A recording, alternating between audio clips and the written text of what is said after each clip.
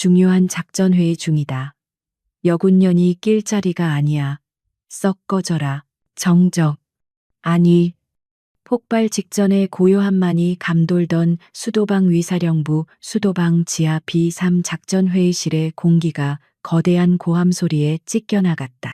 목소리의 주인은 수도 방위사령부 작전처 소속의 발기운 소령이었다.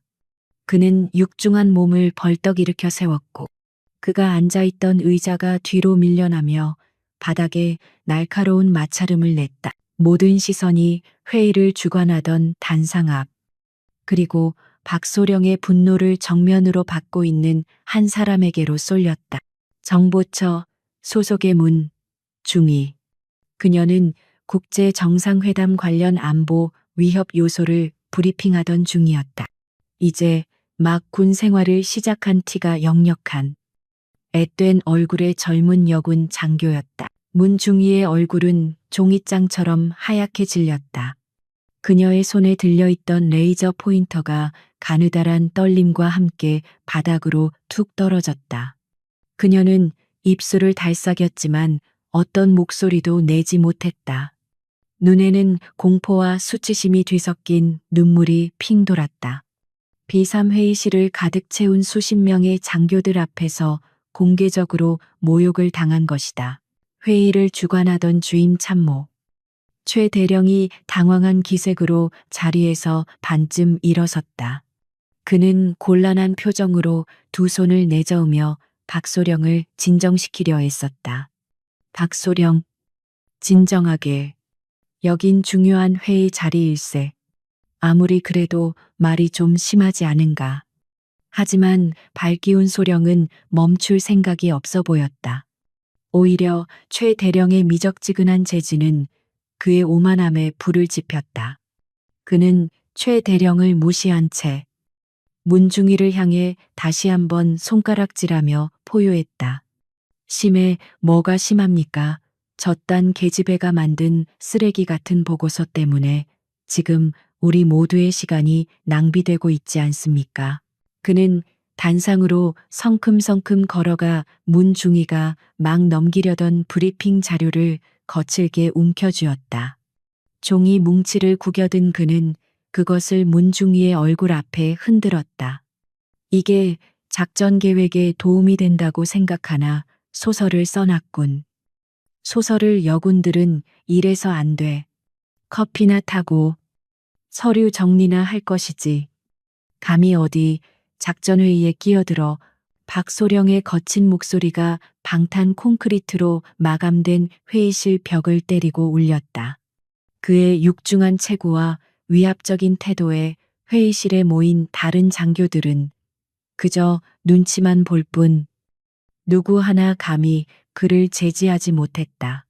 발기운 소령은 수도방 내에서도 소문난 통제 불능 인사였다. 실력은 둘째치고 유난히 강한 남성 우월주의와 폭력적인 성향으로 악명 높았다.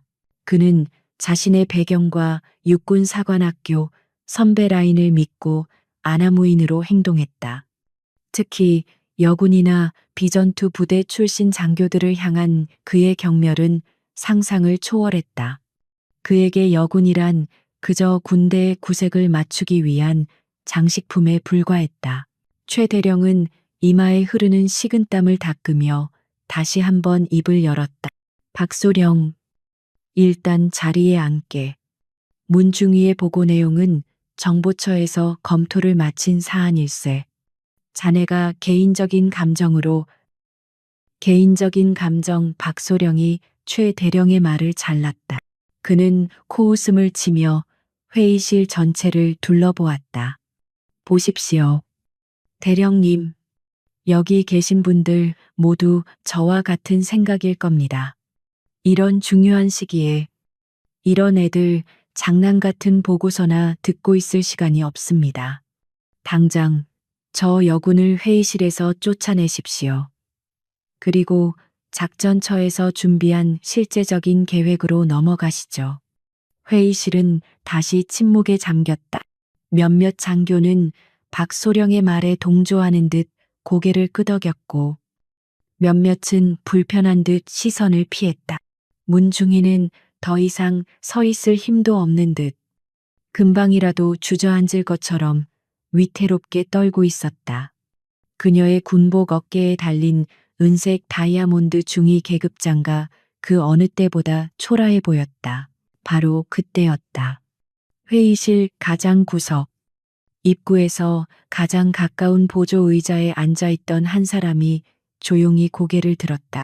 그녀는 이 모든 소동이 일어나는 동안 단 한 번도 고개를 들지 않고 낡은 가죽 커버의 수첩에 무언가를 쉴 새 없이 기록하고 있었다. 그녀의 존재를 인지한 사람은 아무도 없었다.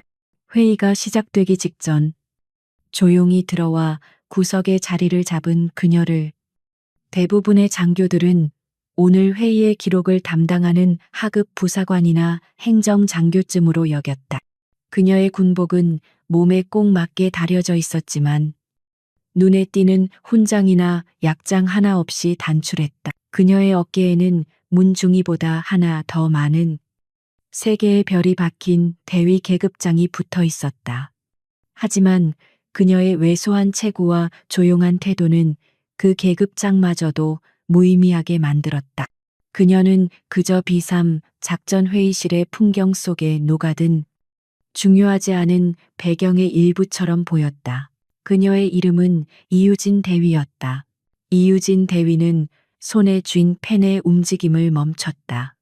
그녀는 방금 전까지 박소령의 모든 폭언과 행동, 그리고 그것을 방관하거나 동조하는 다른 장교들의 반응을 세밀하게 기록하고 있었다.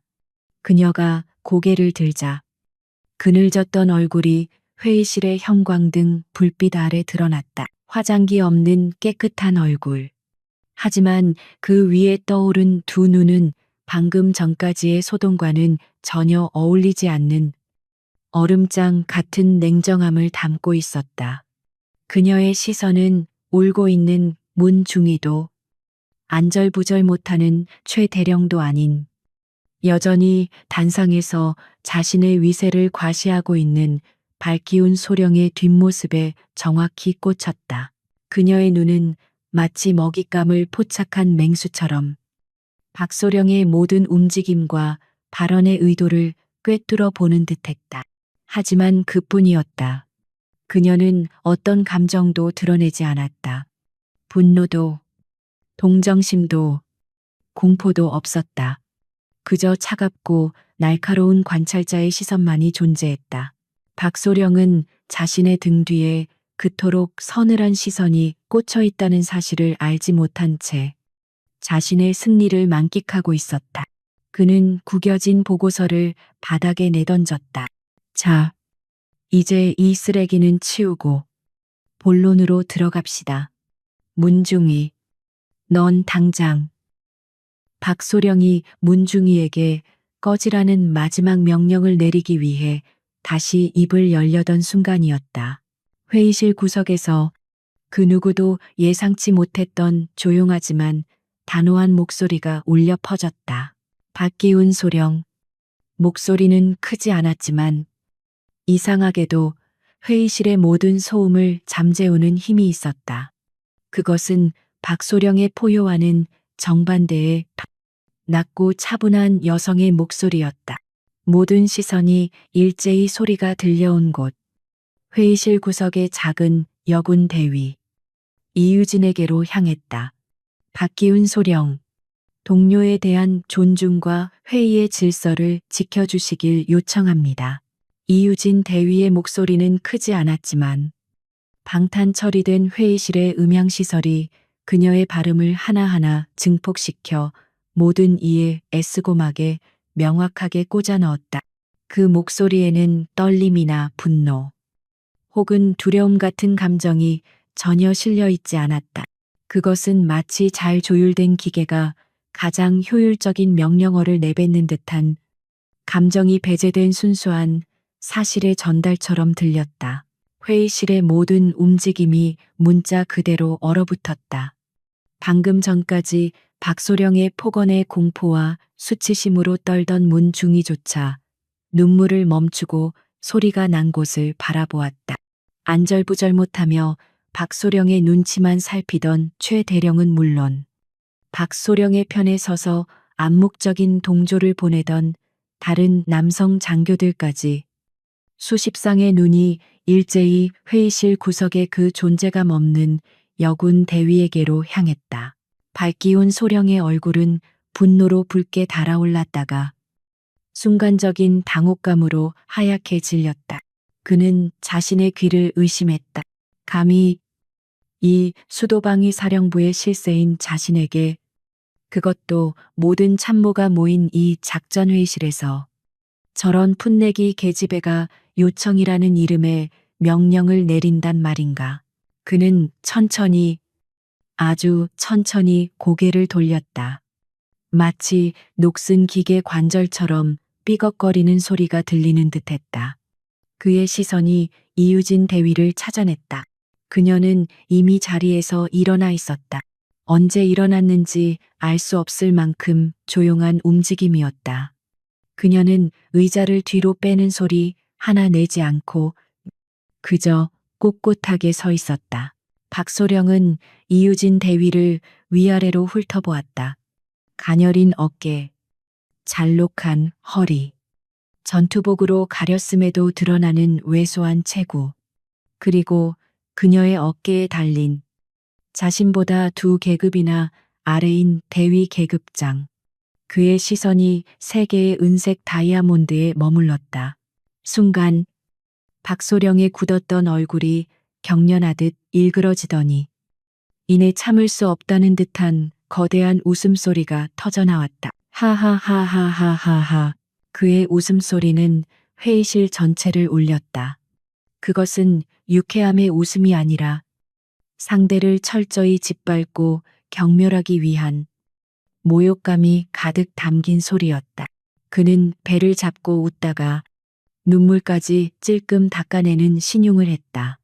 다른 장교들은 그 위세에 눌려 참아 따라 웃지도 그렇다고 정색하지도 못한 채 어정쩡한 표정으로 그를 바라볼 뿐이었다. 한참을 웃던 박소령이 이유진을 향해 손가락질을 했다. 지금 내가 뭘 들은 거지, 꼬마 대위. 내가 지금 나한테 훈계를 했어. 그는 마치 사냥감을 눈앞에 둔 맹수처럼 이유진을 향해 육중한 몸을 이끌고 천천히 걸어갔다. 육군 전투화가 회의실 바닥을 쿵, 쿵 울리는 소리가 모두의 심장을 옥죄는 듯했다. 다른 장교들은 마치 바닷물이 갈라지듯 그가 지나갈 길을 열어주었다. 박소령은 이유진의 바로 한 걸음 앞에 멈춰섰다. 180이 훌쩍 넘는 거구에 그가 위에서 내려다보자 160이 될까 말까 한 이유진은 그의 그림자에 완전히 가려졌다. 그는 일부러 더 위압적인 자세를 취하며 그녀의 정수리를 뚫어지라 노려보았다. 이름이 뭐야? 소속은 아니다. 알 거 없어. 그는 손을 휘저었다. 넌 그냥 대위 계급장 단 계집애일 뿐이지. 안 그래? 여기가 어딘 줄은 알고 기어들어온 건가? 이유진은 아무 대답도 하지 않았다. 그녀는 그저 고개를 들어 자신을 내려다보는 박소령의 눈을 정면으로 그리고 덤덤하게 마주볼 뿐이었다. 그 흔들림 없는 시선이 박소령의 신경을 더욱 거슬렀다. 그는 자신의 위압감에 상대가 공포에 질려 울거나 최소한 시선을 피할 것이라 예상했다. 이봐, 내가 묻잖아. 박소령이 목소리를 높였다. 이런 자리가 어떻게 돌아가는지 알아. 여긴 전쟁을 준비하는 곳이야. 내년들 소꿉장난하는 유치원이 아니라고. 저기 저 울고 있는 연처럼 말이야. 그는 손가락으로 다시 문중이를 가리켰다. 문중이는 그 시선에 움찔하며 어깨를 떨었다. 박소령은 다시 이유진에게로 고개를 돌렸다. 전연처럼 울기나 하고 자료나 엉망으로 만들고 너도 똑같겠지. 행정실 구석에 처박혀서 커피나 나르고 상사들한테 꼴이나 치면서 별 단 거 아니야. 응. 노골적인 성희롱이자 모욕이었다. 회의실의 공기가 더욱 차갑게 식어갔다. 몇몇 여군 장교들은 입술을 깨물었지만 감히 나설 엄두를 내지 못했다. 어디서 감히 나 발기운 소령한테 박소령이 자신의 가슴을 두툼한 손가락으로 툭툭 쳤다. 내가 이 수도방위 사령부에서 뼈가 굵은 사람이야. 내년 같은 애송이들이 감히 넘볼 자리가 아니란 말이다. 그의 폭언이 극에 달하자 참다 못한 최 대령이 다시 한번 이번에는 조금 더 단호한 목소리로 그를 제지하려 했다. 박소령 그만하게. 이건 명백한 뭡니까? 박소령이 벼락같이 최 대령을 향해 소리쳤다. 그는 자신의 앞을 가로막는 것은 그 누구도 용납할 수 없다는 듯이 으르렁댔다. 대령님이야말로 저런 것들한테 기회를 주니까 이 사단이 나는 겁니다. 군 기강이 이래서 여군을 그는 뽑으면 안 된다는 말을 삼켰지만 그 의미는 모두에게 전달되었다. 최 대령은 박소령의 기세와 여군이라는 단어에 엮이기 싫다는 현실적인 판단에 밀려 결국 입을 다물고 말았다. 그는 무력하게 자신의 자리로 물러앉았다. 회의실의 권력 관계는 명확해졌다. 박기훈 소령이 이 방의 왕이었다. 박소령은 자신의 완벽한 승리에 도취했다. 그는 다시 이유진에게로 몸을 돌렸다. 이제 이 방해되는 벌레를 완전히 짓밟아 버릴 차례였다. 그는 승리감에 도취된 역겨운 미소를 입에 걸었다. 자, 꼬마 대위. 아까 뭘 그렇게 열심히 끄적이고 있었어? 응, 그는 이유진의 책상 위를 내려다보았다.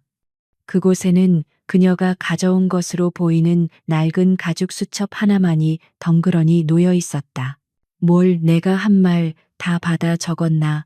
상부에 꼰지르려고 그는 비웃음을 터뜨렸다. 박소령은 마지막 한 걸음을 내디뎌 이유진의 책상에 바짝 붙어 섰다.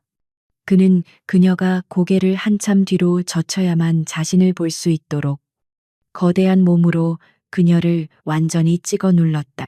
그는 굵은 손가락을 들어 정확히 그녀의 미간을 향해 겨누었다. 다시 한번 말하지. 여긴 내가 있을 곳이 아니야. 당장 썩 꺼져. 내 주방으로. 그 말이 끝나는 순간 박소령은 쓰레기라는 고함과 함께 자신의 앞에 있던 책상을 팔로 거칠게 쓸어버렸다. 그의 팔에 걸린 유일한 물건. 이유진의 낡은 가죽 수첩이 포물선을 그리며 허공을 날아갔다. 툭. 대구르르. 수첩은 회의실 중앙 통로 바닥에 떨어져 몇 페이지가 펼쳐진 채 멈췄다. 그리고 책상에서 함께 쓸려나간 펜 하나가 바닥을 굴러가다 멈추는 소리가 이 정막 속에서 유난히 크게 울렸다. 발기훈 소령은 승리자의 포즈로 가슴을 내밀고 거친 숨을 내쉬었다. 그는 이유진을 노려보았다. 울어라. 소리 질러라. 당장 이 방에서 도망치란 말이다. 그의 눈이 그렇게 말하고 있었다. 회의실의 모든 이들이 숨을 죽였다. 최 대령은 눈을 감았고 문 중위는 자신의 입을 틀어막았다. 이제 저 가엾은 여군 대위는 무너져 내릴 것이다. 박기훈 소령의 야만적인 폭력 앞에서 그녀가 할 수 있는 일은 아무것도 없었다. 하지만 이유진은 움직이지 않았다. 그녀는 바닥에 떨어진 자신의 수첩을 쳐다보지도 않았다. 굴러간 펜에도 시선을 주지 않았다. 그녀의 시선은 그 얼음장 같고 감정 없는 분석적인 시선은 처음부터 끝까지 오직 발기운 소령의 두 눈에 고정되어 있었다. 그녀는 눈조차 깜박이지 않았다. 이유진 대위는 바닥에 떨어진 자신의 수첩을 줍지 않았다. 그녀의 꼿꼿한 자세는 박기훈 소령의 야만적인 행동에도 불구하고 단 1mm도 흐트러지지 않았다. 그녀는 마치 거대한 바위처럼 그 자리에 조용히 서 있을 뿐이었다.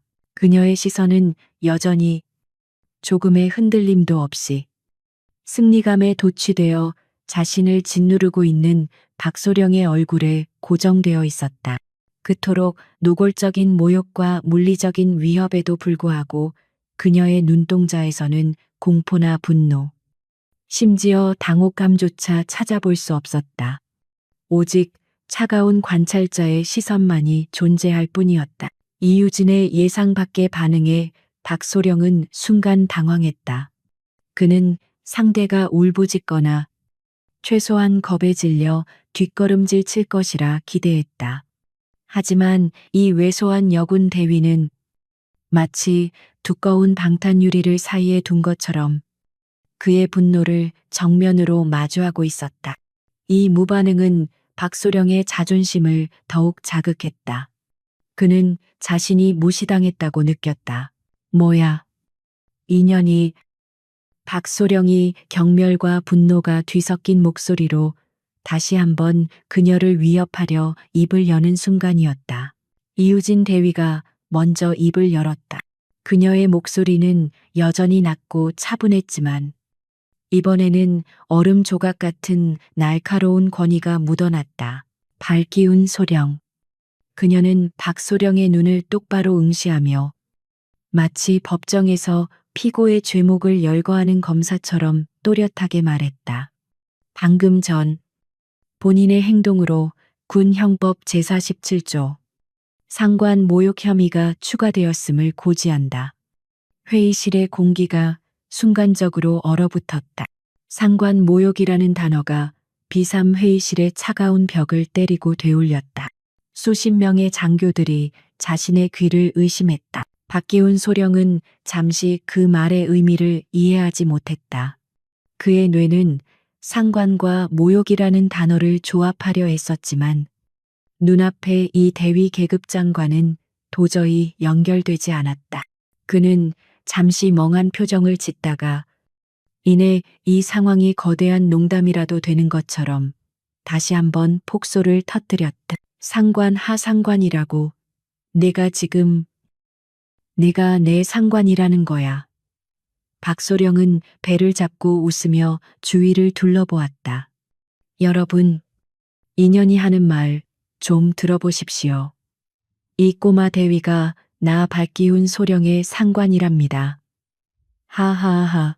그의 광기 어린 웃음소리에 몇몇 장교가 마지못해 따라 웃었지만 그 웃음은 어색하고 짧았다. 대부분의 장교들은 이유진의 그 확신에 찬 태도에서 뭔가 알 수 없는 위압감을 느꼈기 때문이다.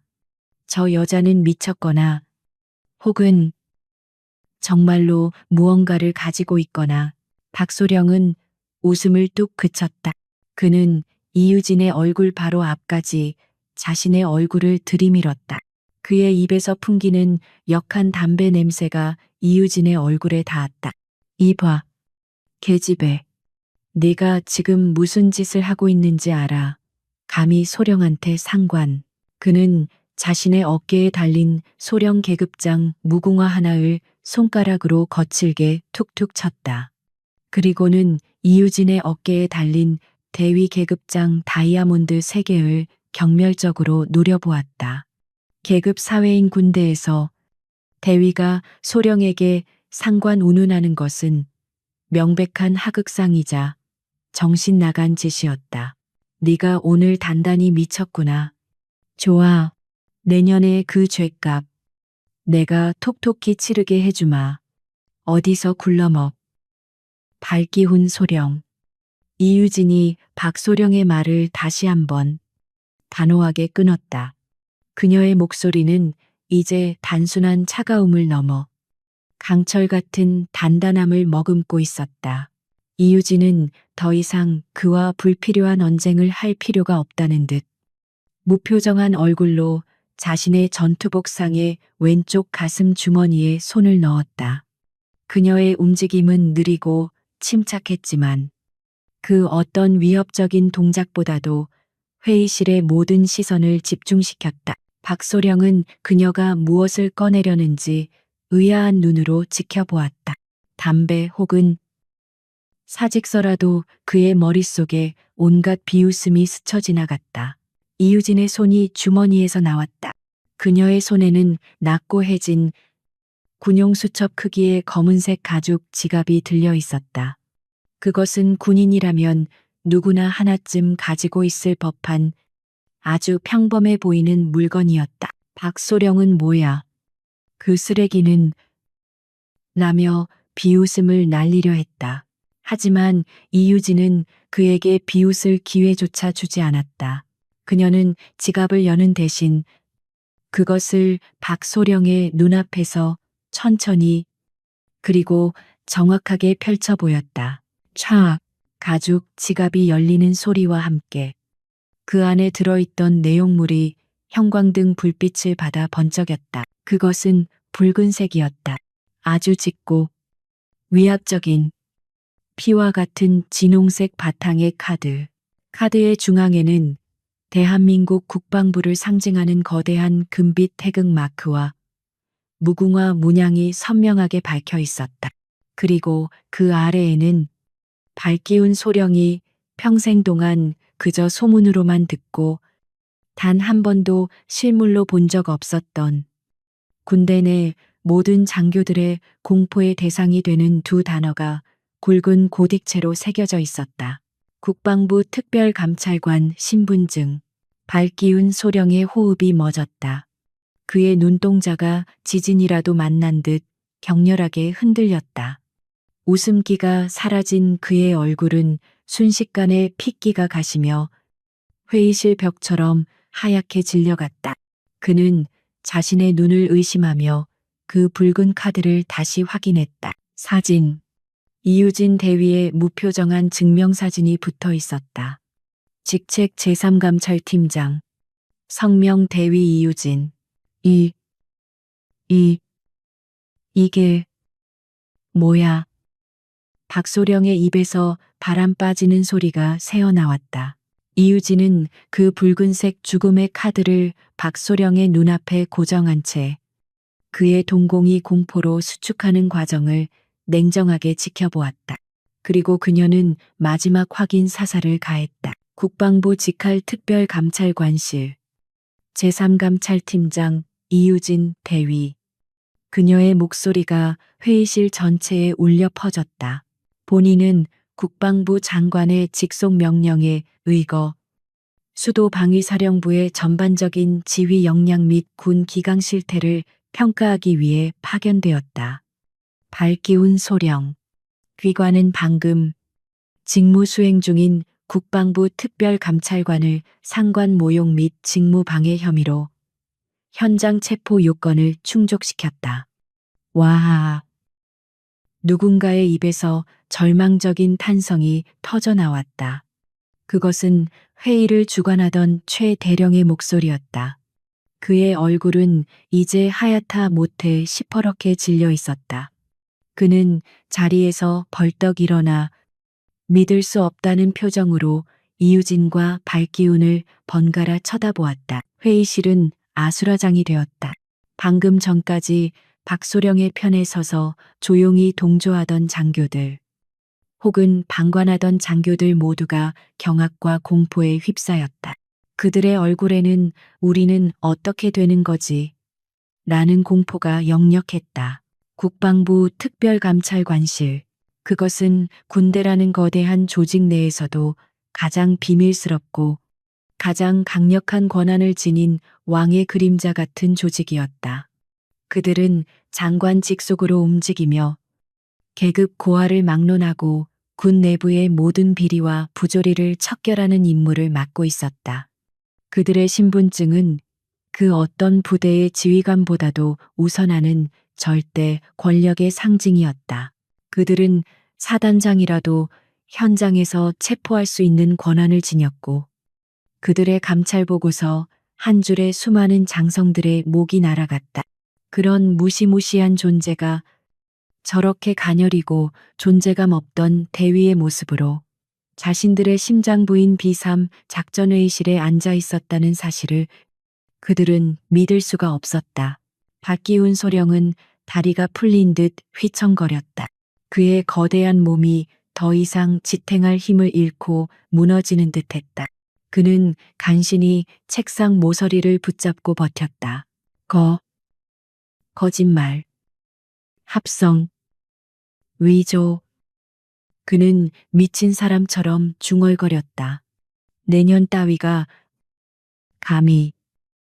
그는 마지막 발악처럼 이유진의 손에 들린 신분증을 채가려 손을 뻗었다. 그것이 위조된 것이라 믿고 싶었다.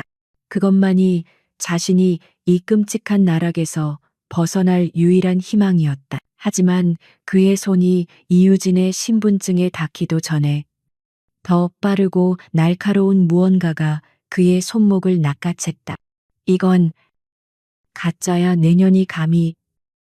밝기운 소령의 이성은 마지막 끈을 놓아버렸다. 그의 눈앞에 펼쳐진 진홍색 신분증은 그가 평생 쌓아 올린 남성성과 폭력적인 위계질서, 그리고 수도방의 실세라는 자신의 정체성 모든 것을 부정하고 있었다. 저 왜소한 계집애가, 저 대위 계급장을 단 여자가 자신을 파멸시킬 수 있는 절대 권력의 상징을 가지고 있다는 현실을 그의 뇌는 받아들이기를 거부했다. 공포가 극에 달하자 그것은 가장 원초적이고 폭력적인 형태로 폭발했다. 죽여버리겠어. 그는 더 이상 신분증을 낚아채려 하지 않았다. 그의 목표는 이제 명확해졌다. 저 신분증을, 그리고 저 신분증의 주인인 이유진 대위의 목을 분질러 버리는 것이었다. 이성을 잃은 짐승처럼 박소령은 거대한 몸을 날려 이유진 대위에게 덮쳐들었다. 그의 육중한 손이 갈고리처럼 구부러져 이유진의 가느다란 목을 향해 뻗어왔다. 회의실의 모든 이들이 숨을 멎었다. 몇몇은 비명을 질렀고 최 대령은 안 돼라고 외치며 자리에서 일어났지만 너무 늦었다. 100kg이 넘는 거구가 훈련된 군인의 전력을 다해 50kg 남짓의 여성을 향해 돌진했다. 그 결과는 불보듯 뻔했다. 하지만 그것은 그들의 생각일 뿐이었다. 박소령의 손이 이유진의 전투복 깃에 닿기 불과 몇 센티미터 전. 시간은 마치 두 사람 사이에서만 느리게 흐르는 듯했다. 박소령의 얼굴에는 광기 어린 사리가, 이유진의 얼굴에는 여전히 그 어떤 감정도 읽을 수 없는 차가운 무표정만이 존재했다. 이유진은 피하지 않았다. 그녀는 뒷걸음질 치지도 눈을 감지도 않았다. 대신 그녀가 움직였다. 그녀의 움직임은 보였다고 표현할 수 없었다. 그것은 마치 눈앞에서 일어난 마술, 혹은 프레임이 삭제된 영상처럼 느껴졌다. 박소령의 거대한 몸이 그녀를 덮치려던 바로 그 찰나. 이유진의 상체가 연기처럼 살짝 비틀렸다. 박소령의 손은 목표했던 이유진의 목 대신 허공을 갈랐다. 그 순간 박소령은 자신의 손목이 무언가 차갑고 단단한 쇠붙이 같은 것에 채였다고 느꼈다. 그것은 이유진의 가느다란 손이었다. 박소령은 본능적으로 손을 빼내려 했지만 이유진의 손은 마치 바이스 브이스처럼 그의 손목을 고정하고 놔주지 않았다. 너무나 가느다란 손목이었지만 그 안에는 상상할 수 없는 악력이 담겨 있었다. 그리고 모든 것이 다음 1초 안에 일어났다. 이유진은 박소령의 손목을 잡은 채 그의 돌진력을 역이용했다. 그녀는 박소령의 힘에 저항하는 대신 그 힘의 방향대로 몸을 돌렸다. 유수류시처럼 부드러운 회전이었다.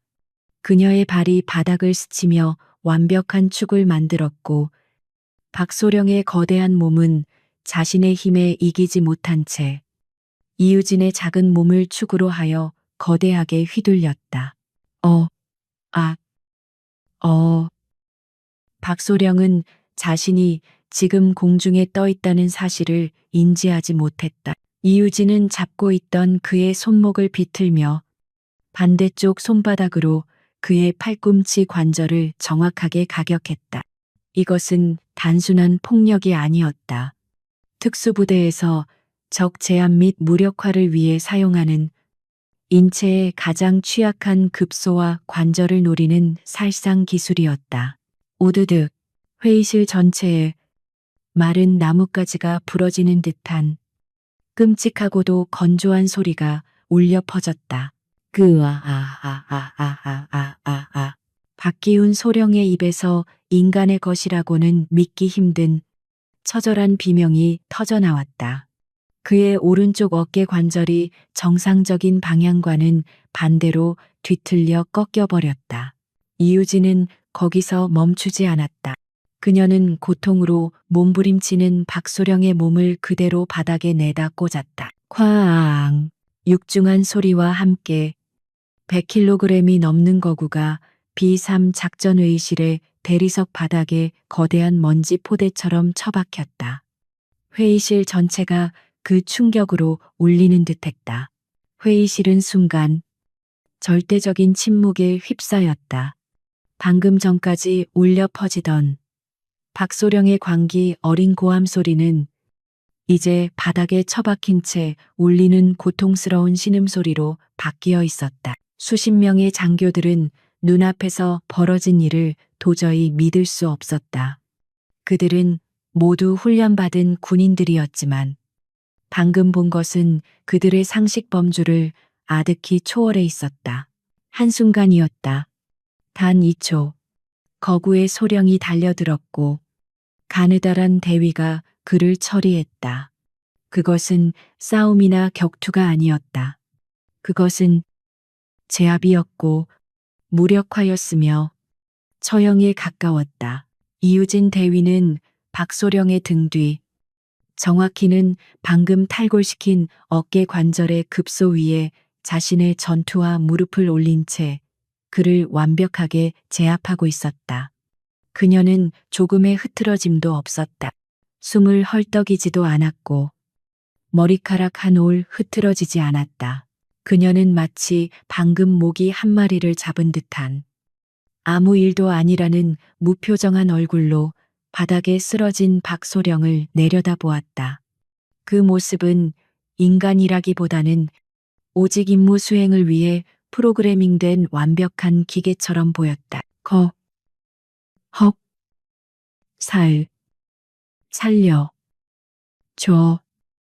박소령은 생전 처음 느껴보는 극심한 고통과 그보다 더한 공포와 굴욕감에 몸부림쳤다.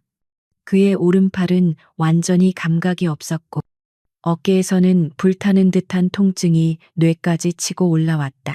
그는 무력했다. 방금 전까지 자신이 계집애라고 불렀던 존재의 무릎 아래에서 그는 거대한 벌레처럼 납작하게 눌려 있었다. 이유진은 자신의 주머니에서 수갑은 아니지만 특수 감찰관에게 지급되는 검은색 케이블 타이를 꺼냈다. 그녀는 박소령의 남은 왼손을 등 뒤로 꺾어 이미 탈골된 오른손과 함께 단단히 묶어버렸다. 박소령은 고통에 다시 한번 비명을 질렀지만 이유진은 눈 하나 깜짝하지 않았다. 제압이 완료되자 이유진은 무릎을 펴고 일어섰다. 그녀는 바닥에 떨어진 자신의 낡은 수첩을 주워들었다. 그리고는 아무 일도 없었다는 듯 자신의 전투복에 묻은 먼지를 가볍게 툭툭 털어냈다. 그 우아하면서도 냉혹한 대조는 지켜보는 이들의 등골을 더욱 서늘하게 만들었다. 그녀는 회의실을 천천히 둘러보았다. 그녀의 얼음장 같은 시선이 닿는 곳마다 장교들은 마치 죄인처럼 고개를 숙이거나 시선을 피했다. 감히 그 누구도 그녀와 눈을 마주치지 못했다. 방금 전까지 박소령의 폭언에 동조하거나 방관했던 그들의 얼굴은 공포로 하얗게 질려 있었다. 그들은 깨달았다. 저 여자는 이유진 대위는 단순한 행정직 감찰관이 아니었다. 저 정도의 살상 기술을 망설임 없이 그리고 완벽하게 구사할 수 있는 존재라면 그녀는 그들이 상상할 수 있는 가장 최악의 배경을 가지고 있을 터였다. 이유진 대위는 바닥에서 고통으로 신음하는 박소령을 향해 차갑고 공식적인 목소리로 선언했다. 발기운 소령.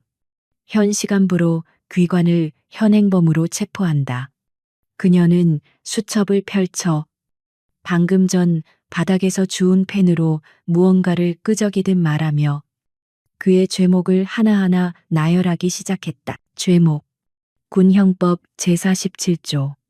상관 모욕. 직무 수행 중인 특별감찰관을 계집애, 년 등으로 칭하며 모욕함. 죄목. 군형법 제136조. 공무집행 방해.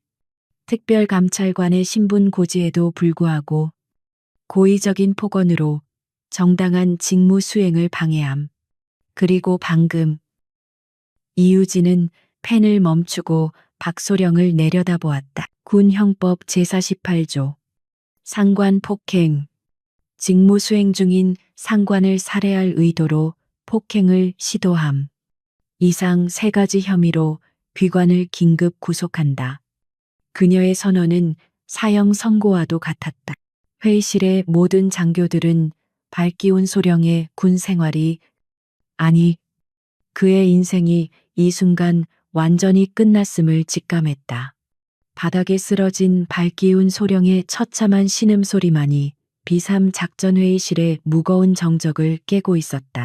방금 전까지 이 방의 왕처럼 군림하며 폭언을 쏟아내던 거구의 사내는 이제 제압당한 짐승처럼 바닥에 납작 엎드려 고통에 몸부림치고 있었다.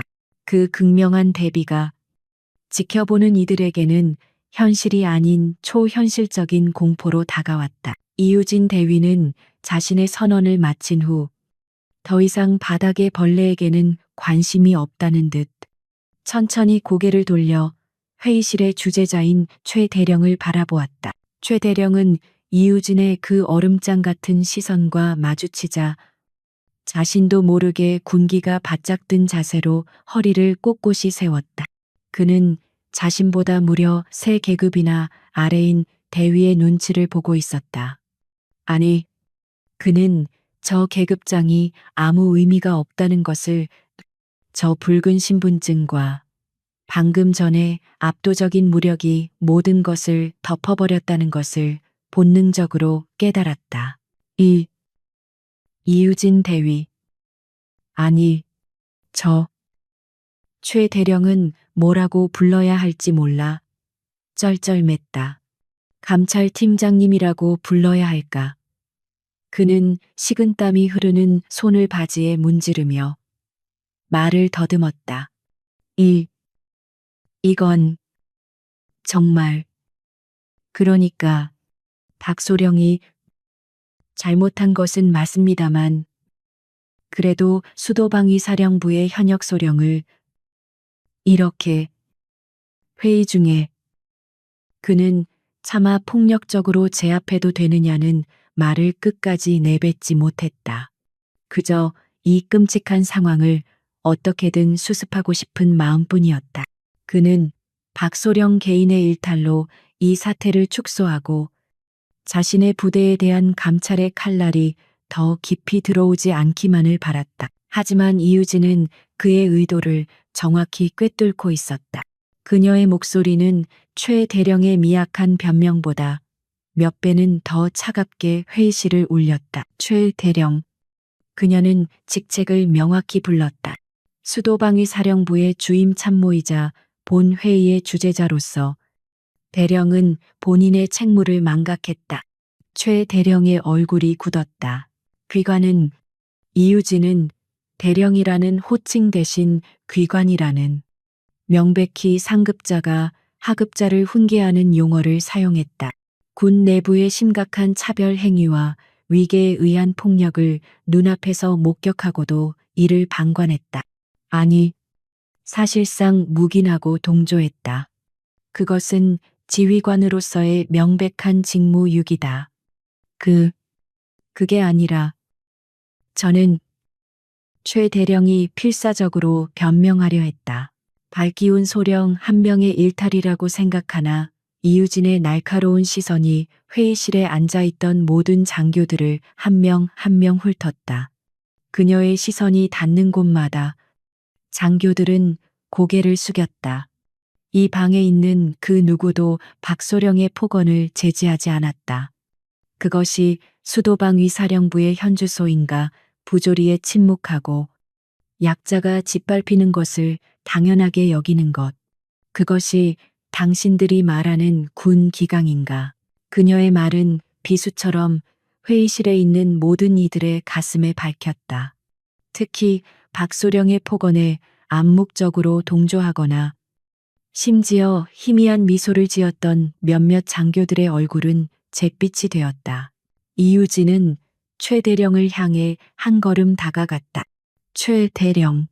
본 감찰관은 귀관의 지위, 적격성 여부 역시 본 감찰 보고서에 포함시킬 것을 심각하게 고려 중이다. 이 회의가 있기 전까지 귀관은 박소령의 저런 행태를 정말 몰랐는가. 최 대령은 입을 굳게 다물었다. 대답할 수 없었다. 몰랐다고 하면 무능한 지휘관이 되는 것이고, 알았다고 하면 직무유기를 넘어 공범이 되는 것이었다. 이유진의 질문은 그를 완벽한 외통수로 몰아넣었다. 모두가 숨을 죽이고 이 압도적인 청문회를 지켜보고 있을 때였다. 회의실 뒤편. 비교적 연배가 있어 보이는 한 중령이 방금 전 이유진이 박소령을 제압했던 장면을 머릿속에서 계속해서 되새기고 있었다. 그는 다른 이들처럼 공포에 질려 있기보다는 깊은 충격과 경외, 그리고 불신이 뒤섞인 눈으로 이유진의 뒷모습을 뚫어져라 쳐다보고 있었다. 그는 육군본부 특수전사령부 특전사에서 잔뼈가 굵은 베테랑 작전 장교였다. 지금은 행정직으로 밀려나 수도방에 와 있었지만 그의 눈은 진짜를 알아볼 수 있었다. 말도 안 돼. 그 중령의 입에서 자신도 모르게 아주 작은 탄식이 새어나왔다. 저 동작은 저건 분명히 CQC 근접 전투가 아니야. 저건 크라브 마가나 시스테마 같은 실전 무술의 영역을 넘어선 오직 그곳에서만 가르치는 그의 뇌리에 특전사 내에서도 전설처럼 내려오는 극소수의 최정예 요원들만이 이수한다는 그림자 기술 섀도우 테크닉이 스쳐 지나갔다. 적의 힘을 역이용하여 최소한의 움직임으로 상대의 관절과 급소를 파괴하고 소리 없이 목표를 제거하는 기술, 그리고 그 기술을 완벽하게 구사하여 수많은 실전에서 살아 돌아온 단 한 명의 여성 오퍼레이터에 대한 전설. 그 중령은 자신도 모르게 중얼거렸다. 그 목소리는 너무나 작았지만 이 극한의 정적 속에서는 주변 몇 사람에게 들릴 정도였다. 세상에, 저건 그림자잖아. 그림자라는 단어에 그 중령의 옆자리에 앉아있던 동료 장교가 얘 뭐라고 하셨습니까? 라고 물었다. 그 중령은 넋이 나간 표정으로 고개를 저었다. 아니야. 설마. 그럴 리가 없어. 그 그림자는. 그는 이유진 대위를 다시 쳐다보았다. 왜소한 체구, 차가운 눈빛, 감정을 드러내지 않는 무표정. 그리고 방금 전 100kg의 거구를 2초 만에 파괴해버린 압도적인 무력. 모든 조각이 하나로 맞춰지고 있었다. 그 중령이 떨리는 목소리로 다시 중얼거렸다. 치발링치. 특수임무단. 그림자가 왜 감찰부에. 그 중얼거림은 회의실 내의 미묘한 공기를 타고 번져나갔다. 707이라는 단어. 그림자라는 단어는 군대에 몸담은 사람이라면 누구나 그 무게를 아는 단어였다. 대한민국 최정예 특수부대. 대테러 및 비밀 작전을 수행하는 살아있는 무기들.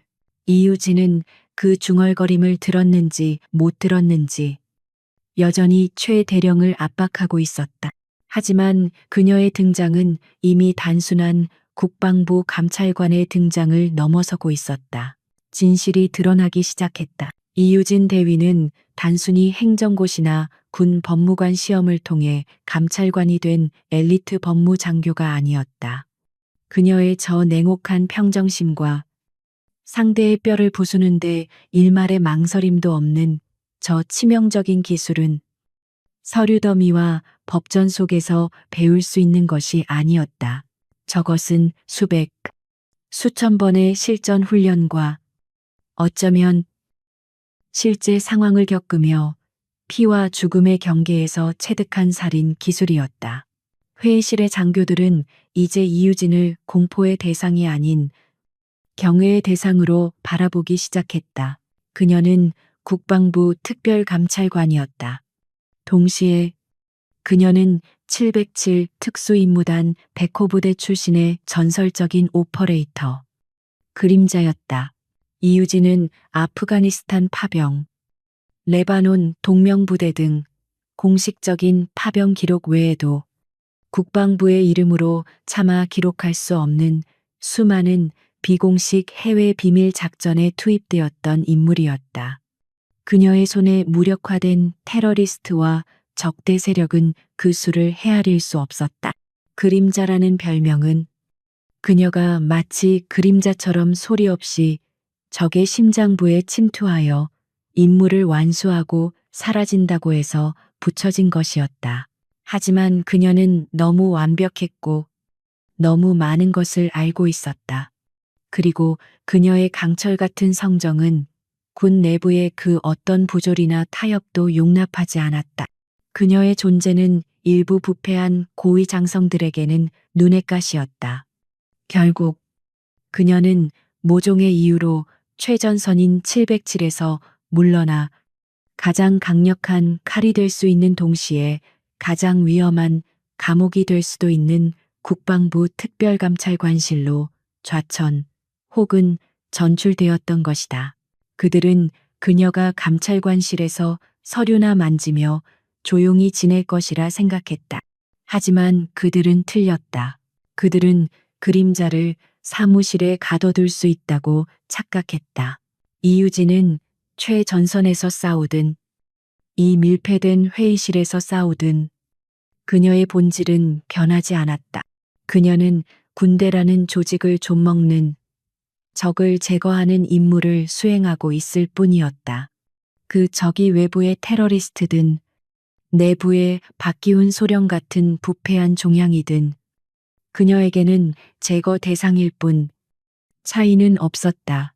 이제 회의실의 모든 장교들이 그 사실을 깨달았다. 저 여자는 이유진 대위는 장성들조차 함부로 건드리지 못하는 존재다.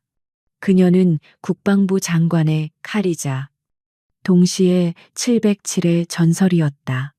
그녀는 합법적인 권력과 불법적인 폭력 모두를 완벽하게 통제하고 사용할 수 있는 이 군대 내에서 가장 위험한 존재 중 하나였다. 최 대령은 다리가 후들거리는 것을 느꼈다. 그는 자신이 지금 상대하고 있는 것이 단순한 대위가 아니라 군 전체를 뒤흔들 수 있는 거대한 태풍의 눈이라는 것을 깨달았다. 감찰. 팀장님. 최 대령의 목소리가 공손하게 바뀌었다. 그는 이유진의 시선을 피하며 90도로 고개를 숙였다. 전적으로 저의 불찰입니다. 지휘관으로서 책임을 통감합니다. 수도방위 사령부에 대한 그 어떤 처분도 달게 받겠습니다. 그것은 완전한 항복 선언이었다. 최 대령의 완전한 항복 선언. 그것은 2비3 작전회의실의 권력이 수도방위 사령부의 낡은 위계 질서가 이유진이라는 외부의 칼날 앞에 완벽하게 무너졌음을 의미했다. 하지만 이유진 대위의 얼굴에는 승리감이나 만족감 따위는 떠오르지 않았다. 그녀에게 이것은 승리가 아니라 처리해야 할 임무의 한 과정일 뿐이었다. 그녀는 최대령의 굴복을 가벼운 묵례로 받아들였다. 그리고는 더 이상 그에게 관심을 두지 않고 회의실 한쪽에 비치된 작전용 유선 전화를 향해 망설임 없이 걸어갔다. 또각, 또각. 그녀의 전투와 굽소리가 바닥에 쓰러진 박소령의 거친 신음소리를 배경음악처럼 깔고 회의실 전체에 선명하게 울려 퍼졌다. 모든 장교들의 시선이 그녀의 손가락 끝을 따랐다. 그녀는 수도방위 사령부 내부의 헌병대 MP에 연락하지 않았다. 그것은 내부의 처리 방식이었다. 그녀는 이 사건을 수도방위 사령부라는 울타리 안에서 적당히 무마시킬 기회를 단 1%도 줄 생각이 없었다. 이유진은 수화기를 들고 보안 처리된 다이얼 버튼을 망설임 없이 눌렀다. 그것은 국방부 직할 부대로만 연결되는 외부에는 알려지지 않은 한 라인의 번호였다. 신호음은 단 한 번 울렸다. 그리고 곧바로 기계처럼 차갑고 절도 있는 남성의 목소리가 흘러나왔다. 중앙수사단, 말씀하십시오. 이유진은 수화기를 든 채 회의실을 한 바퀴 둘러보며 자신의 신분을 밝혔다. 그녀의 목소리는 방금 전 박소령을 신문할 때와 똑같이 감정 없이 차가웠다. 국방부 특별감찰관실 제3팀장 이유진 대위다. 수화기 너머의 목소리에 순간적인 긴장이 스쳤다. 예, 팀장님 충성. 무엇을 명령이다. 이유진은 말을 잘랐다.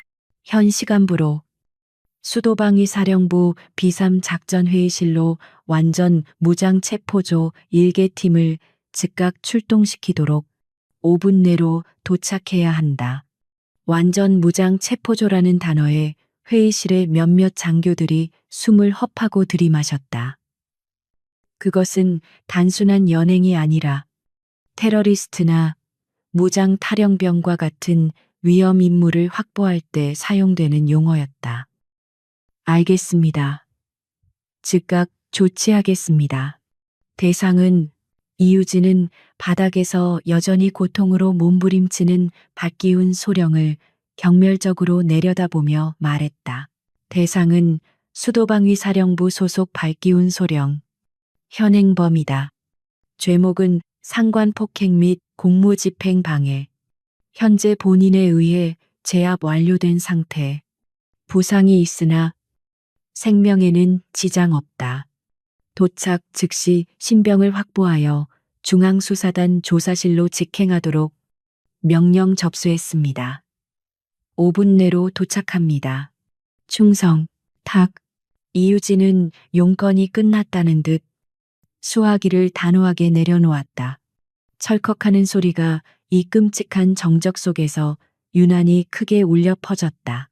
이제 주사위는 던져졌다. 그녀는 박기훈 소령을 수도방의 일원이 아닌 국방부 직할 중앙수사단의 범죄자로 낙인 찍어버렸다.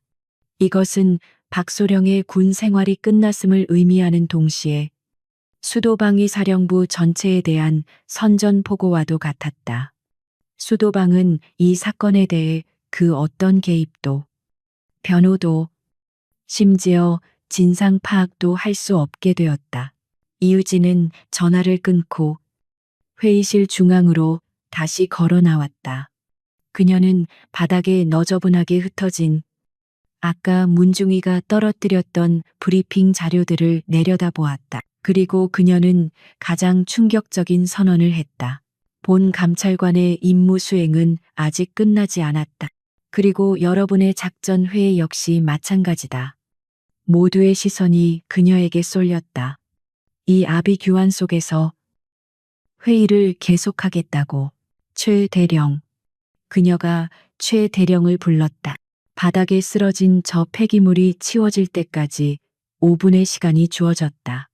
그 5분 동안 회의실을 정리하고 모든 참모는 자신의 자리로 돌아가도록, 문중이 역시 브리핑을 다시 준비한다. 지금 말입니까? 최 대령이 감히 반문했다. 그렇다. 이유진의 눈이 번뜩였다. 발기운 소령이라는 암덩어리 하나 때문에 국가 안보가 걸린 작전 회의 전체를 망칠 수는 없지. 안 그런가? 그녀는 박소령을 사람이 아닌 암덩어리, 폐기물이라고 공공연하게 지칭했다. 그 누구도 그 표현에 이의를 제기하지 못했다. 본 감찰관은 지금부터 수도방위사령부의 위기 대응 능력과 임무 지속성을 평가할 것이다. 그녀는 자신의 낡은 수첩을 다시 펼쳐들었다. 지휘관의 부재 박소령의 체포와 외부의 충격 감찰관의 개입 속에서 당신들이 얼마나 빨리 전열을 정비하고 본연의 임무로 복귀하는지 지켜보겠다. 이것이 오늘 나의 두 번째 감찰 항목이다. 공포. 그것은 단순한 공포를 넘어선 극한의 스트레스 테스트였다. 그녀는 단순히 박소령을 처벌하는 것을 넘어 이 조직 전체를 시험대에 올려놓고 있었다. 움직여라. 최 대령. 그녀의 명령에 최 대령은 마치 전기 충격을 받은 것처럼 몸을 떨었다. 예, 알겠습니다. 그는 즉시 다른 장교들에게 고함을 질렀다. 뭐 하고 있나? 당장 회의 준비, 복귀 문중위. 자료 다시 챙겨. 정보처장. 브리핑 보조에 모두 자기 자리로. 장교들은 허둥지둥. 그러나 필사적으로 움직이기 시작했다. 의자를 바로 세우고 흩어진 서류를 주워 담았다. 이 와중에도 바닥에 쓰러진 박소령만은 그 누구도 건드리지 않았다. 그는 이미 존재하지 않는 것, 만져서는 안 될 것이 되어버렸다. 박소령은 이 굴욕적인 상황 속에서 고통과 분노로 몸을 떨었다. 이 악마 같은 년. 내가 그의 저주 섞인 중얼거림은 회의실 문이 열리는 소리에 묻혀버렸다. 5분이 채 되지 않은 시간이었다. 쾅 비삼 작전 회의실의 육중한 강철문이 폭발이라도 일어난 듯 거칠게 열어져 쳐졌다. 그리고 그곳에는 수도방위사령부의 노란색 헌병 완장과는 차원이 다른 지옥의 사자들과도 같은 이들이 서 있었다. 검은색 방탄 헬멧, 검은색 특수, 전투복, 그리고 팔뚝에 선명하게 새겨진 국방부 중앙수사단이라는 검은색 완장. 그들은 K1 기관단총을 가슴에 파지한 완전 무장 상태였다. 그들의 등장은 마치 다른 세계의 군대가 이 회의실을 침공한 듯한 이질감과 위압감을 뿜어냈다. 선두의 선, 가장 계급이 높아 보이는 상사가 회의실 내부를 빠르게 스캔했다. 그의 시선은 다른 장교들에게는 1초도 머물지 않았다. 그는 오직 이유진 대위만을 찾아냈고 그녀를 향해 우렁찬 목소리로 격려했다. 충성 중앙수사단 체포조장 감찰팀장님의 명령을 받고 도착했습니다. 이유진은 턱짓으로 바닥에 박소령을 가리켰다. 수고한다. 대상은 저기 있다. 신속하게 인계하도록. 예, 알겠습니다.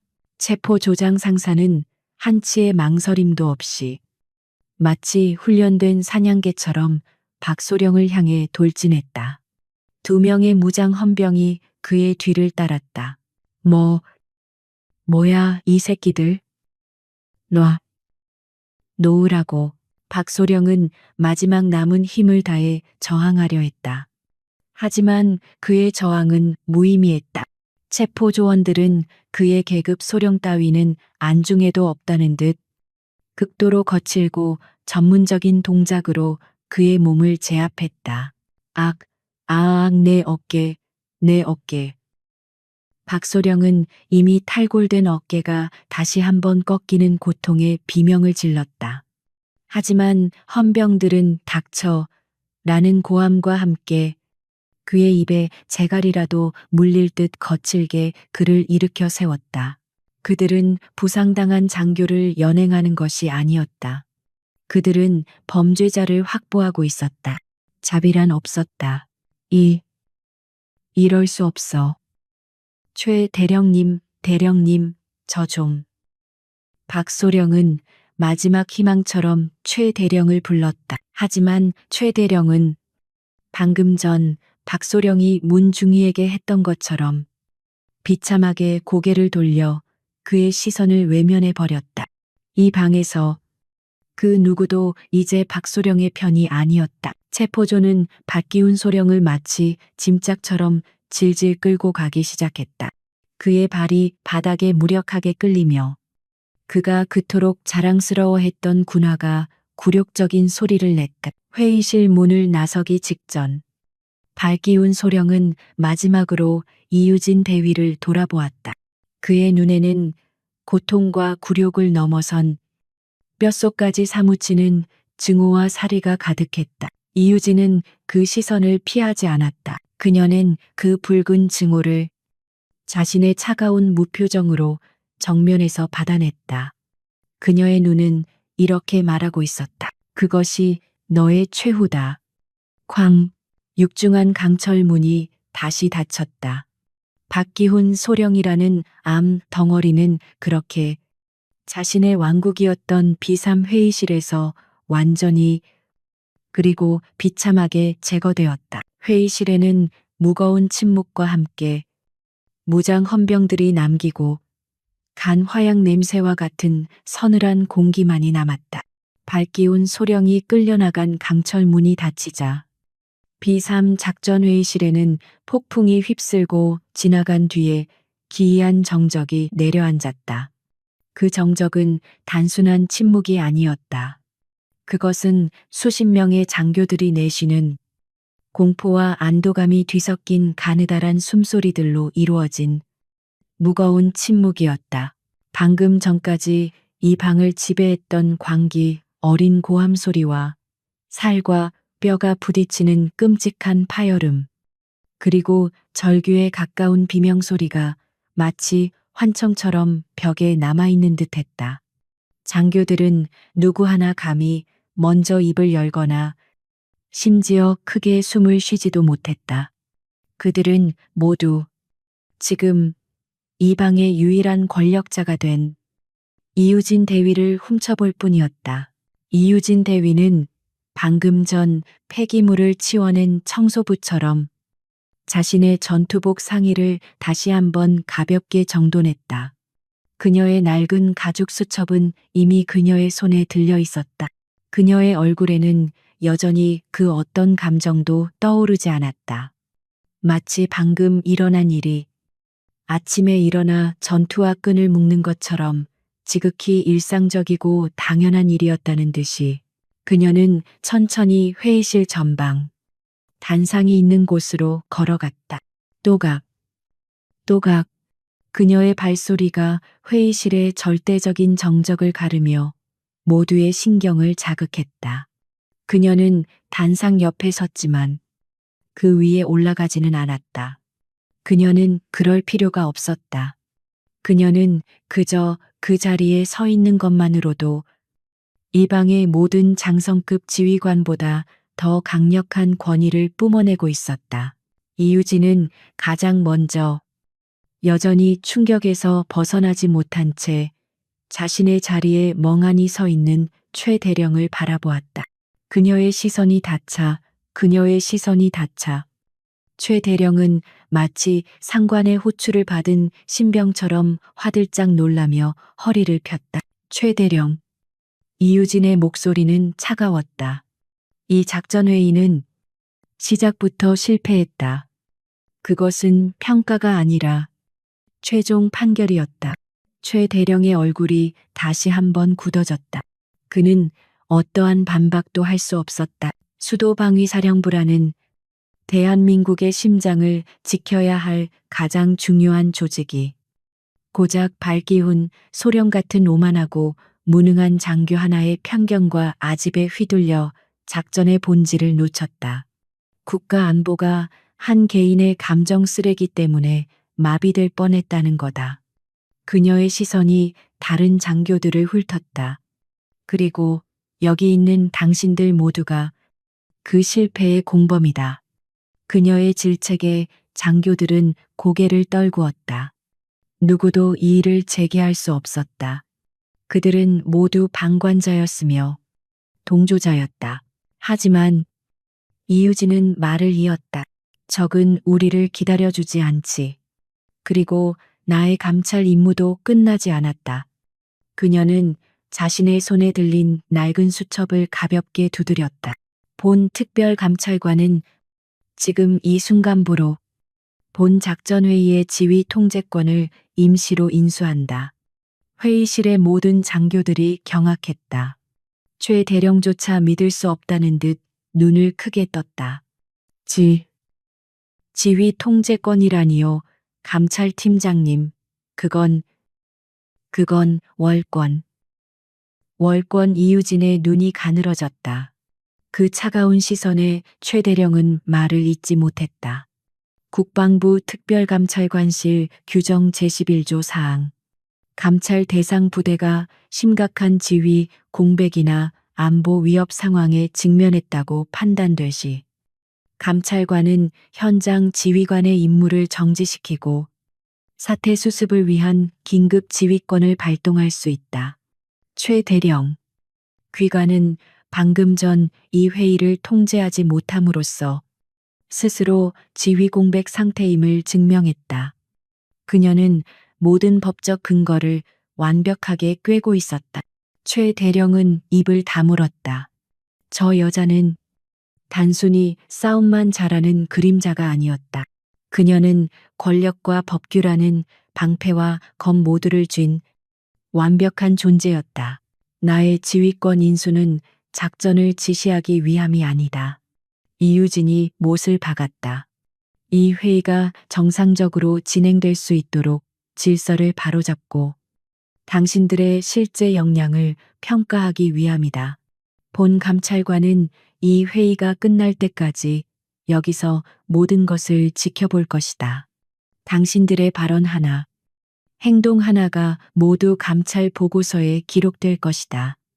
그것은 사형 선고보다 더 무서운 말이었다. 그들은 이제 자신들의 목숨줄을 쥔 저승사자를 앞에 두고 작전 브리핑을 해야 하는 처지가 된 것이다. 이유진은 더 이상 최 대령과 다른 장교들에게 시간을 낭비하지 않았다. 그녀는 회의실 한쪽 구석, 여전히 하얗게 질린 얼굴로 서 있는 문중희에게로 시선을 돌렸다. 발기운 소령의 폭언이 시작된 이후 문중희는 마치 유령처럼 그 자리에 얼어붙어 있었다. 그녀는 자신이 이 모든 사태의 원인인 것만 같은 죄책감과 눈앞에서 벌어진 압도적인 폭력 사태에 대한 충격으로 거의 실신 직전이었다. 이유진이 그녀를 바라보자 문중희는 자신도 박소령처럼 끌려가거나 처벌받을지도 모른다는 공포에 몸을 가늘게 떨었다. 하지만 이유진의 목소리는 놀랍게도 방금 전과는 미세하게 다른 톤을 띠고 있었다. 여전히 단단했지만 그 안에는 적개가 아닌 상관으로서 요구하는 공적인 지시가 담겨 있었다. 문중희. 네. 넷. 문중희가 군기가 바짝 든 목소리로 거의 비명에 가깝게 대답했다. 바닥에 떨어진 보고서 주어라. 예.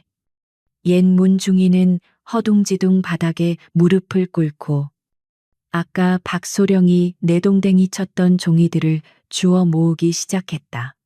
그녀의 손이 공포로 심하게 떨려 종이들이 자꾸만 손에서 미끄러졌다. 이유진은 그 모습을 조용히 지켜보다가 나지막이 말했다. 떨지 마라. 문중이. 문중이의 동작이 멈췄다. 귀관은 잘못한 것이 없다. 이유진의 목소리는 여전히 무뚝뚝했지만 그 내용은 명백한 보호의 선언이었다. 정보 장교로서 귀관의 임무는 수집된 첩보를 분석하고 최악의 시나리오를 가정하여 지휘관에게 보고하는 것이다. 귀관은 그 임무를 충실히 수행하고 있었다. 그녀는 바닥에 떨어진 종이 한 장을 주워들었다. 박소령이 쓰레기라고 불렀던 그 보고서였다. 이유진은 그 내용을 빠르게 훑어보았다. 테러 단체의 SNS 암호화, 메시지 패턴 분석, 정상회담, 경로상 취약점 도출. 아주 잘했다. 이유진은 드물게도 짧은 칭찬을 했다. 박소령 같은 부류는 자신이 이해하지 못하는 것을 위협으로 간주하고 그것을 제시한 사람을 공격하지. 그건 귀관의 잘못이 아니다. 그자의 무능함과 편협함의 증거일 뿐이다. 문중이는 고개를 들었다. 그녀의 눈에는 새로운 눈물이 고였다. 하지만 그것은 아까의 공포와 수치심의 눈물이 아니었다. 그것은 인정받았다는 안도감과 자신을 지켜준 상관에 대한 경외심의 눈물이었다. 이유진은 문중이에게 보고서를 건넸다. 이제 일어나라. 그리고 다시 단상으로 올라가 귀관의 브리핑. 처음부터 다시 시작하도록. 이번에는 그 누구의 방해도 없을 것이다. 이유진은 이 말을 하며 회의실의 모든 장교들을 천천히 훑어보았다. 그 시선은 만약 너희 중 누구라도 감히 입을 열거나 방해할 생각을 한다면 발기운의 다음 차례가 될 것이다라는 서늘한 경고를 담고 있었다. 장교들은 모두 약속이나 한 듯 마른 침을 삼키며 고개를 끄덕였다. 문중이는 이유진의 그 선을 하지만 든든한 보호막 안에서 심호흡을 했다. 그녀는 눈물을 닦았다. 그리고 다시 단상으로 걸어 올라갔다. 그녀의 걸음걸이는 여전히 조금 떨렸지만 아까와는 비교할 수 없을 만큼 당당해져 있었다. 그녀는 레이저 포인터를 다시 켜고 스크린을 가리켰다. 브리핑. 다시 시작하겠습니다. 현재 저희 정보처에서 분석한 가장 유력한 위협 시나리오는. 문중이의 목소리가 다시 회의실에 울려 퍼지기 시작했다. 처음에는 긴장으로 떨렸지만 점차 자신의 전문 분야로 돌아오자 목소리는 안정을 되찾았다.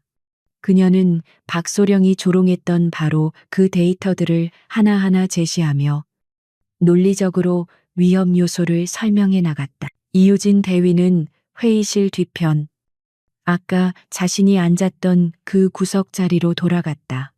그녀는 다시 수첩을 펼치고 문중이의 브리핑 내용을 꼼꼼하게 기록하기 시작했다. 하지만 그녀는 단순히 기록만 하는 것이 아니었다.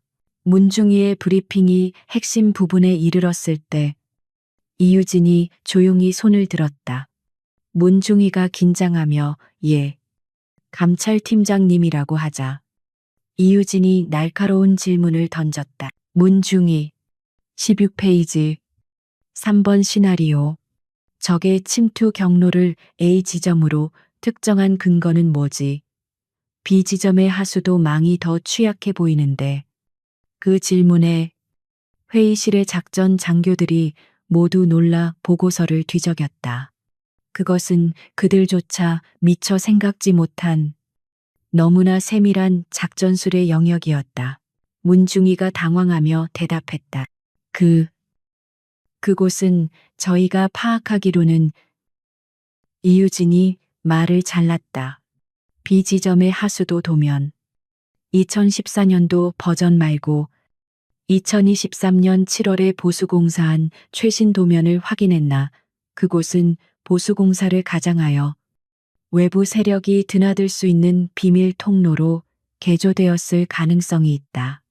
내가 707에 있을 때 비슷한 수법을 쓰는 테러 조직을 처리한 경험이 있다. 회의실은 다시 한번 충격에 휩싸였다. 내가 707에 있을 때 그녀는 자신의 경험을 아무렇지도 않게 말했지만 그 무게는 회의실 전체를 짓눌렀다. 그녀의 지적은 단순히 서류상의 감찰관이 아니라 실제 피비린내 나는 현장을 겪어본 전문가의 통찰력이었다. 작전처장 중령이 당황하며 부하에게 소리쳤다. 당장 2023년 도면 확인해. 잠시 후 부관이 땀을 뻘뻘 흘리며 보고했다. 저 처장님 맞습니다. 이유진 대위님. 아니, 팀장님 말씀대로 B 지점에 기록되지 않은 공간이 존재합니다.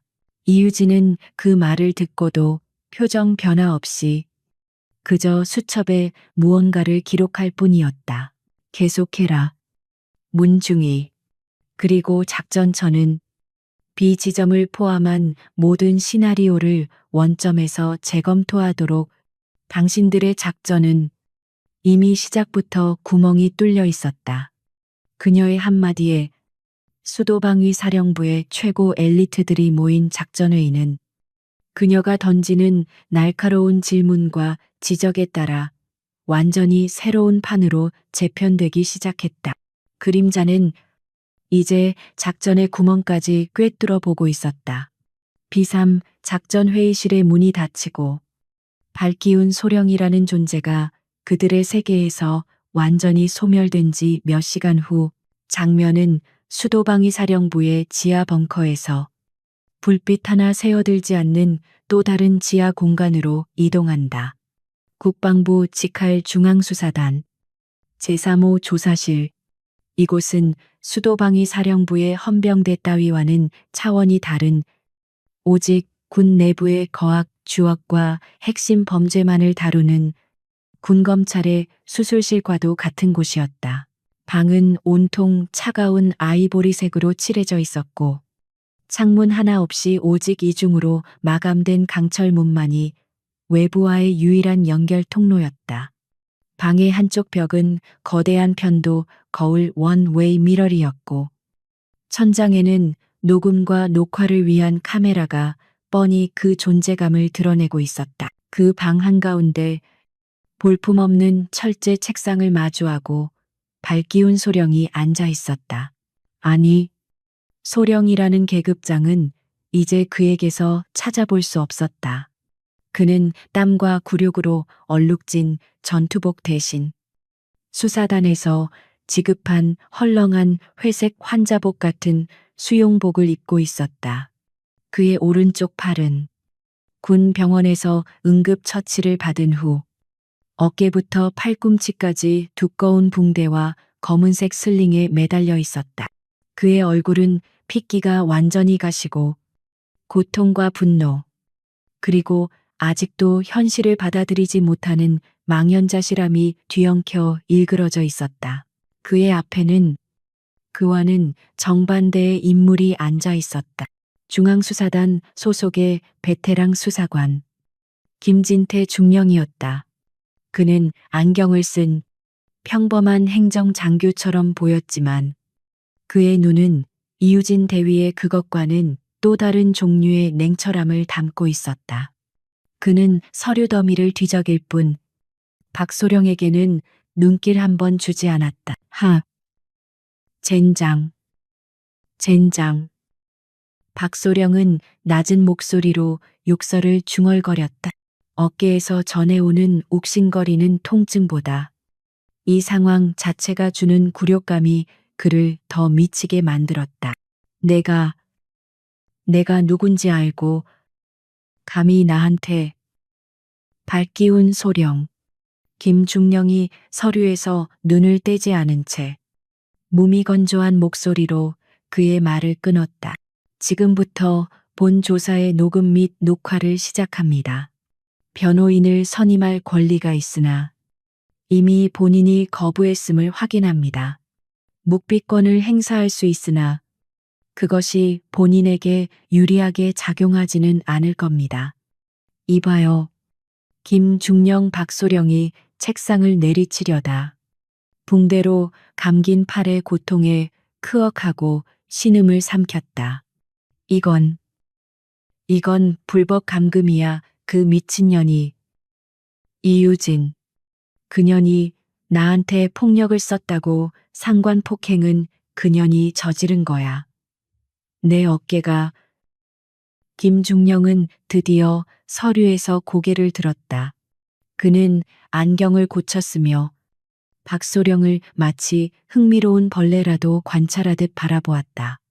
박소령, 상황 파악이 아직 안 되십니까? 그는 책상 위에 노트북을 돌려 박소령에게 화면을 보여주었다. 화면에는 비삼 작전 회의실의 천장 CCTV 영상이 재생되고 있었다. 소리는 없었지만 모든 것이 명확하게 기록되어 있었다. 이것이 수도방위 사령부에서 협조받은 공식 회의 기록 영상입니다. 영상 속에서 박소령 자신이 문중희에게 손가락질하며 포효하고 있었다. 그가 이유진 대위의 책상을 엎고 그녀의 수첩을 내동댕이 치는 장면이 선명하게 재생되었다. 그리고 그가 이성을 잃고 이유진 대위에게 죽여버리겠다고 달려드는 장면이 느린 화면으로 재생되었다. 그리고 이것이 김중령은 다른 파일을 열었다. 이유진 대위가 제출한 감찰 기록 녹음 파일입니다. 이번에는 소리가 흘러나왔다. 중요한 작전회의 중이다. 여군년이 낄 자리가 아니야. 썩 꺼져라. 박소령 자신의 목소리가. 그 끔찍한 폭언이 조사실을 가득 메웠다. 박소령의 얼굴이 하얗게 질렸다. 그건. 김중령은 노트북을 닫았다. 박소령, 당신은 감찰관이 신분을 고지한 이후에도 그녀를 계집애라 칭하며 모욕했고 명백한 살해 의도를 가지고 그녀를 공격했습니다. 100kg이 넘는 당신이 50kg 남짓한 여군 대위를 향해 전력으로 돌진했습니다. 그는 서류를 한 장 꺼내 들었다. 이유진 대위의 진술서에 따르면 대상자의 압도적인 체급 차이와 명백한 살의에 대응, 생명의 위협을 느껴 즉각적인 제압수를 사용했다고 되어 있습니다. 법무실의 1차 검토 결과, 이는 정당방위의 범주를 아득히 넘어선 현행범 체포 과정에서 발생한 지극히 합리적이고 전문적인 공무 수행으로 판단되었습니다. 거짓말 전부 짜고 치는 고스톱이야. 박소령이 절규했다. 그렇습니까?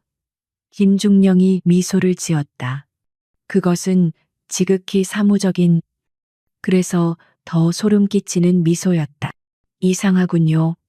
당신이 오늘 중앙수사단으로 이송되었다는 소식이 퍼져나간 이후로 제 사무실 전화가 불이 날 지경이라서 말입니다. 그는 책상 위에 있던 두꺼운 서류철 몇 개를 박소령 앞으로 밀었다. 전부 익명의 제보입니다. 당신이 과거에 근무했던 부대들에서 온. 박소령의 눈동자가 격렬하게 흔들렸다. 김중령은 첫 번째 서류철을 열었다. 3년 전 5호 부대 야간 훈련 중 새로 전입 온 여군 하사의 군장을 문제 삼아 완전 군장으로 연병장을 50바퀴 돌게 했더군요. 해당 하사 다음 날 탈진 및 스트레스로 자살 시도. 사건은 개인적인 문제로 덮였고 당신은 징계조차 받지 않았습니다. 그는 다음 서류철을 열었다. 2년 전 XX사단 회식 자리에서 술에 취해 부하 장교에게 폭언 및 폭행, 피해, 장교, 전역 지원. 이건 역시 상호 간의 다툼으로 종결. 심지어 그는 마지막 서류를 꺼냈다. 불과 6개월 전 바로 이 수도방위 사령부 내에서도 당신의 폭언과 성희롱을 견디다 못해 전출을 요청하거나 정신과 상담을 받은 병사 및 간부가 10명이 넘는다는 내부 보고입니다. 하지만 모두 박소령은 원래 그런 사람이니 참아라. 괜히 긁어 부스럼 만들지 마라는 지휘관들의 묵인하에 묻혔지요. 김중령은 안경 너머로 박소령의 무너진 눈을 똑바로 쳐다보았다. 박소령, 당신은 군인이 아니었습니다. 당신은 종양이었습니다. 부대라는 신체를 골마 터지게 만드는 악성 종양. 박소령은 아무 말도 하지 못했다. 그는 깨달았다. 자신이 무너지는 순간, 그동안 자신이 짓밟아왔던 모든 이들이, 자신을 방관했던 모든 이들이 자신을 향해 칼을 겨누고 있다는 것을. 당신은, 김중령이 말을 이었다. 수많은 약자들을 짓밟는 것은 괜찮다고 생각했겠지요. 하지만 당신은 단 하나의 실수를 했습니다. 당신의 그 오만함과 편견으로 당신이 약자라고 생각했던 단 한 사람을 잘못 건드렸습니다. 당신은 그림자를 건드렸습니다. 박소령. 시각은 다시 밤늦은 시각. 국방부 특별감찰관실의 임시 사무실. 이유진 대위는 샤워를 마친 듯 깔끔한 반팔 전투복 차림으로 자신의 노트북 앞에 앉아 있었다. 그녀는 기계처럼 흔들림 없는 손가락으로 타자기를 두드리고 있었다. 그녀는 보고서를 작성하고 있었다. 그녀의 보고서는 지극히 건조하고 사실에 기반했다. 그곳에는 분노나 모욕감 같은 감정적인 단어는 단 한 줄도 없었다. 오직 시간, 장소, 발언, 그리고 행위만이 기록될 뿐이었다. 사건 경위 5월 5일 XXC 수도방위 사령부 B3 작전회의실 XXC XX분 발기운 소령 정상회담 안보 위협 브리핑 중이던 정보처 문중희 여에게 여군년 썩 꺼져라 쓰레기 같은 보고서 등 성차별적이고 모욕적인 언사로 공식 브리핑을 중단시킴. XXC XX분 본관 감찰관 이유진 대위 회의 질서 유지 및 동료 존중을 요청함. XXC XX분 발기운 소령 본관에게 꼬마 대위 계집애 커피나 타라 등 본관의 계급과 성별을 근거로 한 모욕적 발언 지속함. XXC XX분 본관 국방부 특별감찰관 신분 고지 및 직무 수행 중임을 통보. 경고 조치함. XXC XX분 박기훈 소령 이에 불응하며 죽여버리겠다는 살해 협박과 함께 본관을 향해 돌진. 신체적 위해를 가하려 시도함. 조치사항 본관 군형법 제48조 상관 폭행 현행범으로 간주 즉각적인 제압술 CQC를 사용하여 대상자 박소령을 무력화함. 제압 소요 시간 약 2초 제압 과정에서 대상자 우측 어깨 관절 탈골 발생 추가 저항 방지 및 위협 제거 목적 XXC XX분 국방부 중앙수사단에 연락 현행범 체포조 출동 요청 및 신병 인계 완료 후속 조치 권고 발기훈 소령군 형법 제47조 상관 모욕 제136조 공무집행방해 제48조 상관 폭행 등 다수 혐의 불관용 원칙에 따른 최고 수위 징계 파면 및 형사 기소 요청 최대령회의 주재자 부하 장교의 심각한 범죄 행위 성차별 모욕 하극상을 목격하고도 이를 제재하지 못하고 방관 지휘관으로서의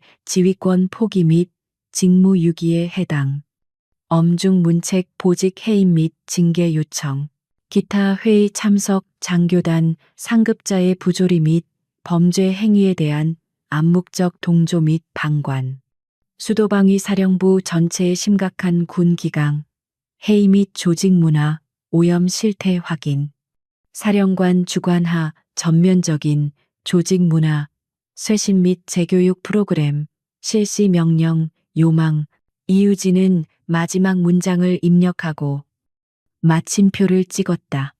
그녀의 보고서는 감정이 없었기에 더욱 치명적이었다. 그것은 한 개인의 분노가 아니었다. 그것은 국방부라는 거대 조직에 흔들림 없는 시스템이 내리는 공식적인 사형 선고였다. 그녀는 전송 버튼을 눌렀다. 보고서는 즉각 국방부 장관의 책상으로 직보되었다. 다시 중앙수사단 조사실. 김중령은 이유진 대위로부터 방금 전송된 따끈따끈한 공식 보고서의 사본을 밝기운 소령의 얼굴 앞에 던져주었다. 박소령은 떨리는 손으로 보고서를 읽어 내려갔다. 자신의 죄목, 그리고 최 대령의 죄목, 암묵적 동조라는 단어에 이르러 그는 자신이 믿었던 수도방에 그 어떤 누구도 자신을 구해주러 오지 않을 것임을, 아니, 그들 역시 이 태풍에 함께 휩쓸려 가고 있음을 깨달았다. 이것은 한 개인의 일탈이 아니었다. 이유진 대위는 박기훈이라는 종양을 도려내는 김에 그 종양이 자라날 수 있도록 방치하고 영양분을 공급한 수도방위 사령부라는 조직 전체를 수술대에 올려버린 것이었다. 이건 학살이야. 박소령의 입에서 절망적인 탄식이 흘러나왔다. 김중령은 자리에서 일어섰다. 아니, 박소령, 이건 대청소다. 그리고 당신은 그 대청소의 명분을 제공했을 뿐이야. 김중령은 조사실을 나가며 문 밖의 헌병에게 지시했다. 피의자, 구속수감, 절차, 진행해. 철컹, 강철 문이 닫히고 박기훈 소령은 차갑고 하얀 조사실에 자신의 부러진 어깨보다 더 산산조각난 자신의 인생과 함께 홀로 남겨졌다. 비삼 작전회의실의 공기는 박기훈 소령이 끌려나가기 전과 후로 나뉘었다. 이전의 공기가 오만함과 무례함, 그리고 부조리에 대한 강요된 침묵으로 탁하게 오염되어 있었다면, 지금의 공기는 얼음장처럼 차갑고 날카로운 극도의 긴장감으로 가득 차 있었다. 그 누구도 감히 기침 소리 하나 내지 못했다. 이유진 대위는 자신의 구석자리로 돌아갔다.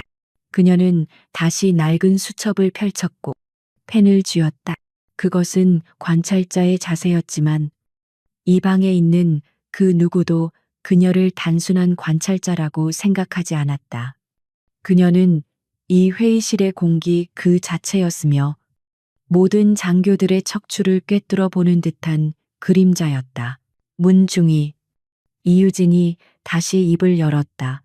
그녀의 목소리는 평온했지만 그 평온함이 오히려 더 큰 위압감을 주었다. 브리핑, 중단된 부분부터 계속해라. 문중이는 마른 침을 삼켰다. 그녀는 방금 전 자신을 짓밟으려 했던 괴물이 사라진 자리를 힐끗 쳐다보았다. 그리고 자신을 지켜준, 하지만 그 괴물보다 몇 배는 더 무서운 존재인 이유진 대위를 바라보았다. 그녀는 고개를 깊이 숙였다. 예, 알겠습니다. 팀장님, 문중이는 다시 스크린을 향했다. 그녀의 목소리는 처음에는 가늘게 떨렸지만 곧 자신의 전문 영역으로 돌아오자 놀라울 정도로 빠르고 정확하게 안정을 되찾았다. 그녀는 이유진이라는 절대적인 방패 뒤에서 비로소 정보 장교로서의 자신의 역량을 마음껏 펼쳐 보이기 시작했다. 그녀는 박소령이 쓰레기라고 불렀던 바로 그 SNS 암호화 메시지 패턴과 특정 지하 조직의 자금 흐름을 논리적으로 연결지었다. 그녀의 분석은 날카로웠고 데이터에 기반했다. 회의실의 다른 장교들은 이제야 비로소 그 쓰레기 속에 얼마나 중요한 보석이 숨겨져 있었는지 깨닫고 경악했다. 브리핑이 끝나자 이유진은 고개조차 들지 않고 수첩에 기록하며 말했다. 잘했다. 문중희. 다음. 작전처. 문중희가 제시한 위협 시나리오 3번에 대한 대응 계획. 브리핑 시작해라. 작전처장인 중령이 식은땀을 닦으며 자리에서 일어섰다. 그는 비지점의 하수도 문제를 지적당했던 바로 그 인물이었다. 그의 목소리는 긴장으로 딱딱하게 굳어 있었다. 예. 작전처장입니다. 시나리오 3번에 대해 저희는 그가 준비된 슬라이드를 넘기며 기존의 방어 계획을 설명하기 시작했다. 그것은 교과서적이고 훌륭해 보이는 계획이었다. 하지만 이유진의 귀에는 그저 탁상공론으로 들릴 뿐이었다. 중지.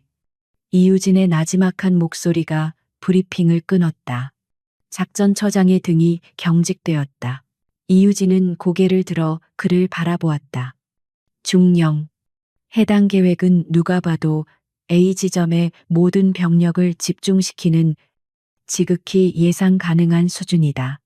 만약 내가 적이라면 당연히 A 지점을 기만술로 이용하고 당신들이 구멍이라고 인정한 B 지점을 뚫을 것이다. 그래서 B 지점에도 예비대 이유진이 코웃음을 쳤다. 적이 B 지점을 타격할 때 예비대가 현장까지 도착하는 데 걸리는 시간, 골든타임은 계산해 봤나 도로가 통제되고 시민들이 패닉에 빠진 상황을 가정했는가. 당신의 예비대는 그저 종이 위의 병력일 뿐이다. 그녀는 자리에서 일어나 작전지도 앞으로 걸어나갔다. 그녀의 작은 체구가 거대한 지도 앞에 섰다. 그녀는 레이저 포인터 대신 자신의 펜 끝으로 지도의 한 지점을 찍었다. 내가 707에서 배운 첫 번째 원칙은 적은 언제나 가장 예상치 못한 곳에서 가장 최악의 방식으로 나타난다는 것이다. 그녀의 목소리는 이제 감찰관이 아니라 수많은 실전을 겪은 베테랑 지휘관의 그것이었다. 그녀는 펜으로 지도를 가로지르며 선을 그었다. 경호, 동선. 너무 길고 복잡하다. 적에게 너무 많은 타격 기회를 준다. 동선을 C 루트로 단순화하고 모든 매복 가능 지점 킬존을 사전에 통제해야 한다. 비지점 하수구 진입로 자체를 폭파시켜서라도 원천 봉쇄해라. 그게 작전이다.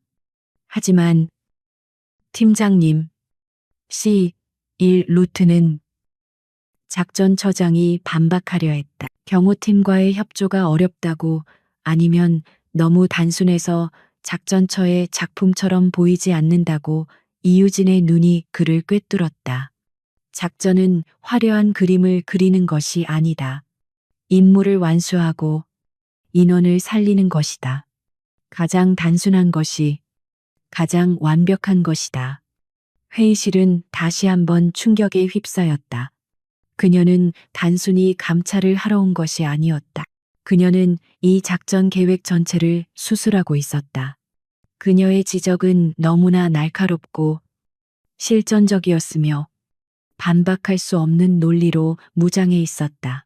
이유진은 다시 문중희를 바라보았다. 문중희. 적의 예상 저격 지점. 고층 빌딩 6개소로 특정했나. 예,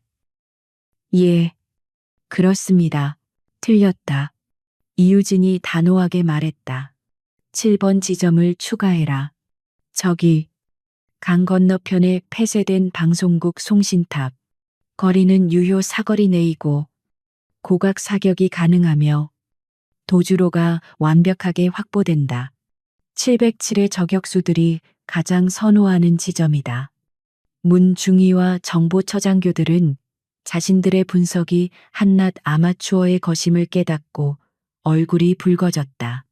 그들은 즉시 데이터를 수정하기 시작했다. 그렇게 몇 시간이 흘렀다.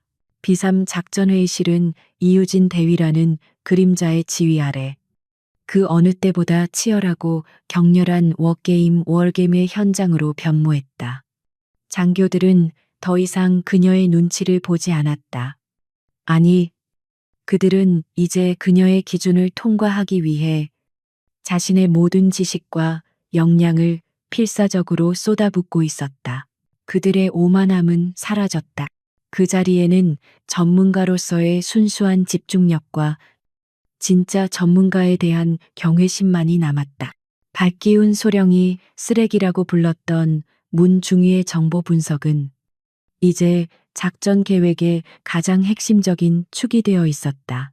자정이 가까워질 무렵 드디어 모든 구멍이 메워지고 모든 시나리오에 대한 완벽한 대응책이 수립되었다.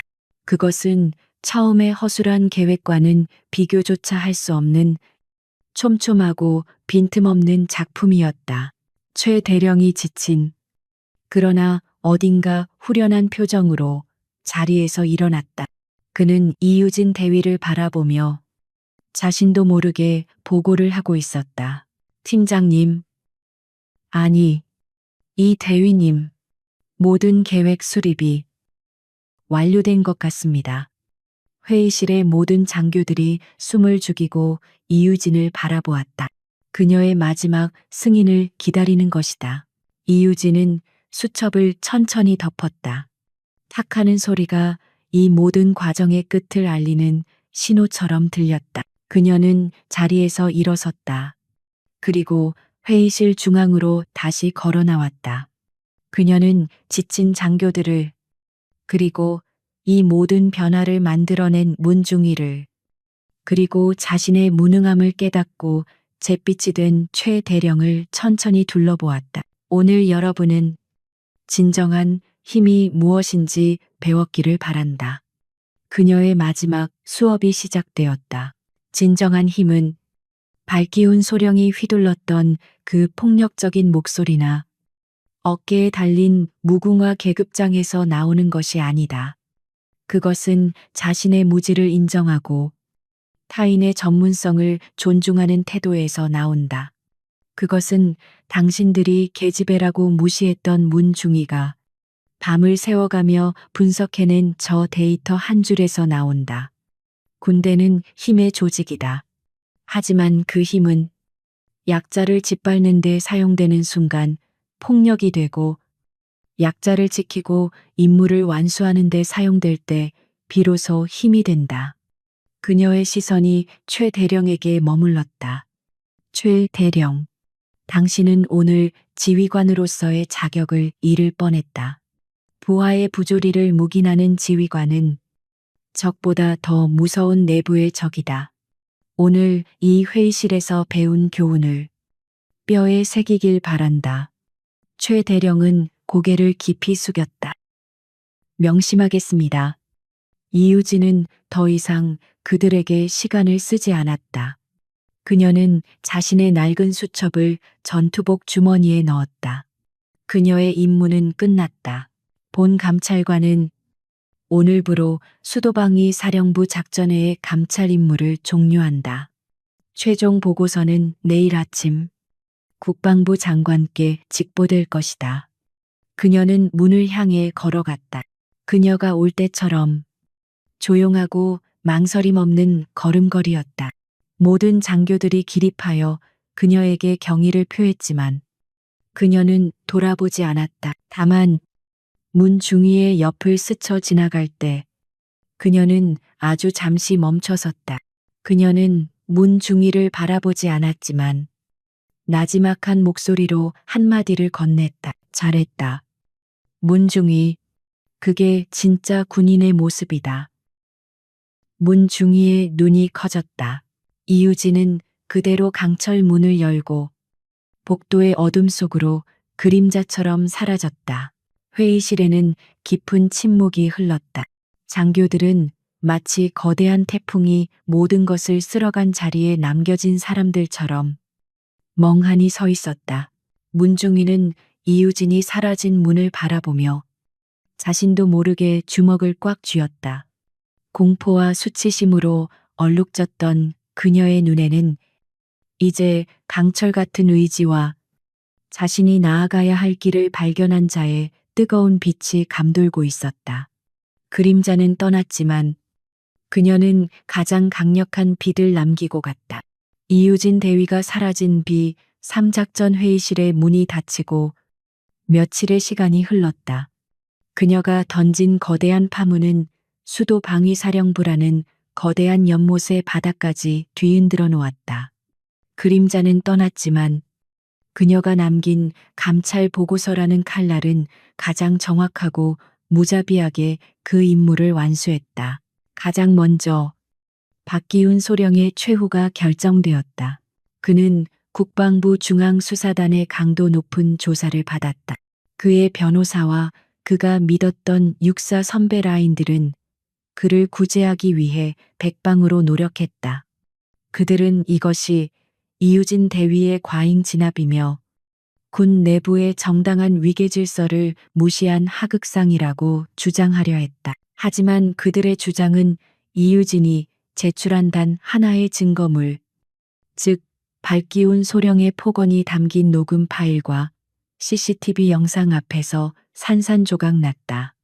게다가 그가 체포되었다는 소식이 전해지자 그동안 그의 폭력 아래 숨죽여 지내던 수많은 피해자가 익명의 탄원서와 증거 자료를 중앙수사단에 제출하기 시작했다. 그가 과거에 저질렀던 성희롱, 폭언, 직권남용의 증거들이 쏟아져 나왔다. 군사법원은 이 사건을 군 기강을 뿌리부터 썩게 만든 상징적인 사건으로 규정했다.